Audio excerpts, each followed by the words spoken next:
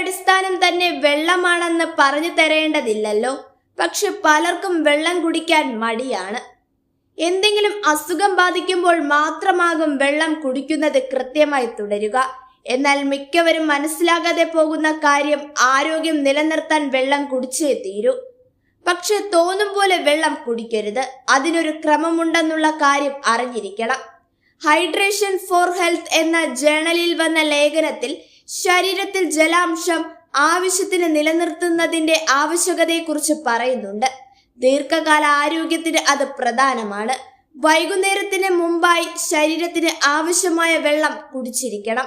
ശരീരത്തിന്റെ ദഹനത്തിനും നല്ല ഉറക്കത്തിനും ഇത് ശരിയായ രീതിയിൽ. രാവിലെ എഴുന്നേറ്റ ഉടൻ ഭക്ഷണം കഴിക്കുന്നതിന് മുമ്പ്, ഭക്ഷണത്തിനു ശേഷം, കുളിക്കുന്നതിന് മുമ്പ്, രാത്രി കിടക്കുന്നതിന് മുമ്പ് വെള്ളം കുടിക്കാൻ ശീലമാക്കണം.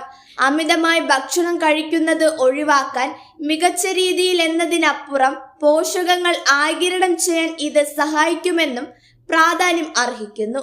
എന്നു കരുതി ചെറിയ അളവിലെ വെള്ളം കുടിക്കാൻ പാടുള്ളൂ. അമിതമായി അത് ദഹനത്തെ തകരാറിലാക്കും. ഭക്ഷണം കഴിക്കുമ്പോൾ വെള്ളം കുടിക്കുന്ന ശീലം നല്ലതല്ലാത്തതിനാൽ ഭക്ഷണത്തിന് ശേഷം ഒരു അരമണിക്കൂറോളം വിശ്രമിച്ചതിന് പിന്നാലെ വെള്ളം കുടിക്കുക. ഇതാണ് ദഹന എൻസൈമുകളുടെ പ്രവർത്തനങ്ങൾക്ക് നല്ലത്. കുളിക്കുന്നതിന് മുമ്പ് വെള്ളം കുടിക്കുന്നത് ശരീരത്തിലെ താപനിലയെ നിയന്ത്രിക്കും. മാത്രമല്ല രക്തയോട്ടം മികച്ച നിലയിലാക്കും. നിർജ്ജലീകരണം തടയാൻ നല്ല മാർഗമാണ് രാത്രി കിടക്കുന്നതിന് മുമ്പ് ചെറിയ അളവിൽ വെള്ളം കുടിക്കുന്നതത്രേ. ഇതൊക്കെ പറയുമ്പോഴും ദാഹിക്കുമ്പോൾ വെള്ളം കുടിക്കാൻ മറക്കരുത്. ആയുർവേദം പറയുന്നത് ദാഹിക്കുമ്പോൾ മാത്രം വെള്ളം കുടിച്ചാൽ മതി എന്നാണ്. അതുകൊണ്ട് തന്നെ ശരീരത്തിന് ആവശ്യമായ രീതിയിൽ മാത്രം വെള്ളം കുടിക്കുക.